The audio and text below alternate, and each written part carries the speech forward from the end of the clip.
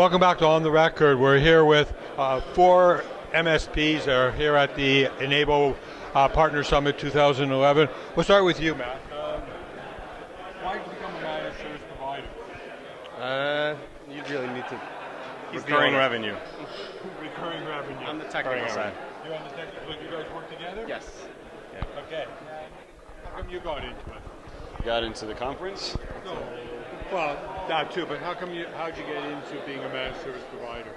Oh, well, it's the common path. When you're working fixing computers in a house, the next step is fixing computers in a business. The next step is starting to manage all these services and businesses, and contracting and so forth. It's the gradual progression. And the recurring revenue. And the recurring revenue. So revenue's really important to you guys, eh? I should just do it for fun. The money's just a side note.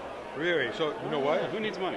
Actually, I've been looking for a good managed service provider, and I don't want to pay money. So give me a call after and we can do something on that. No, but the reality is that right now out in the marketplace, you have between Canada and the U.S. you have about 85,000 channel partners, organizations, and about 12,000 to 15,000 somewhere in there who are offering managed services. What would you tell them? Like, other than recurring revenue, which is great, don't get me wrong, it's not, but there's so many other reasons why. Like, why would you tell them that they should move in and become a managed service provider, other than the fact that you don't want them to steal your business?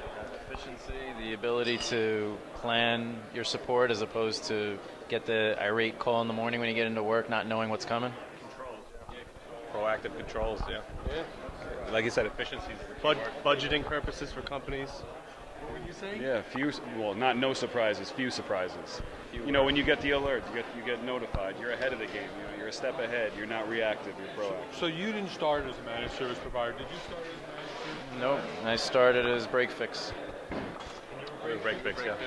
So back when you were break fix, if you can remember back to those terrible days, how often did you have to break plans with friends or family because you had an emergency?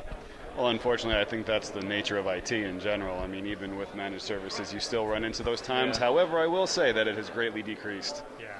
Yes. Like you almost are living a normal life. Almost, although I don't think that's It's a ever stretch. really possible. But yeah, almost. I mean, at the time, there wasn't as much bandwidth, so it was a lot more difficult to actually be a managed service provider. Sure. Right? So the increase of bandwidth gave us the tools to be able to do a lot more remotely, which gave us the efficiencies. And everybody out there, when you talk to the people who aren't already managed service providers, they say, yeah, but my customers are never going to move over.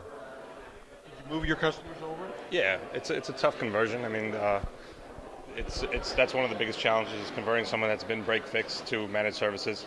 But if you show them the value and you show them that it could be cost effective, and it's not all about, when we say recurring revenue, it's not about charging more to our clients.